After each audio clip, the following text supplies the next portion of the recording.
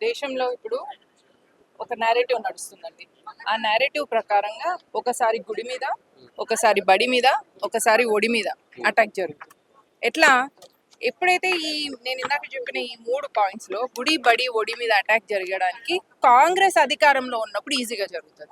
మనం కర్ణాటకలో చూసినప్పుడు ధర్మస్థల ఆలయం చుట్టూ శవాలున్నాయని, అక్కడ ఏవో పిచ్చి పనులు చేసినని హిందూ మనోభావాలు దెబ్బతీసుకుంటూ చేసిన వాళ్ళు ఆ తర్వాత మొత్తం ఆలయం చుట్టూ తవ్విన తర్వాత అక్కడ ఏం లేదు అని చెప్పిండ్రా లేదా?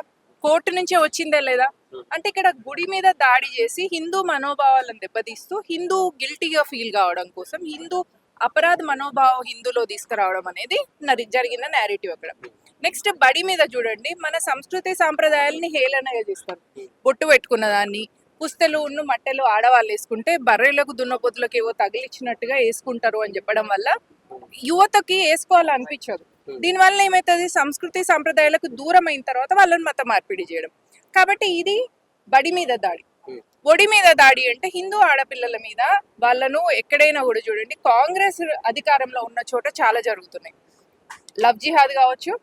ఇప్పుడు నాగర్ కర్నూల్లో కూడా అక్కడ హిందూ ఆడబిడ్డ మీద స్వామివారి దగ్గరికి దర్శనానికి తీసుకెళ్తే తన్నిన వ్యక్తి కాంగ్రెస్ సర్పంచ్ అనే విషయాన్ని ఎందుకు మర్చిపోతున్నారు?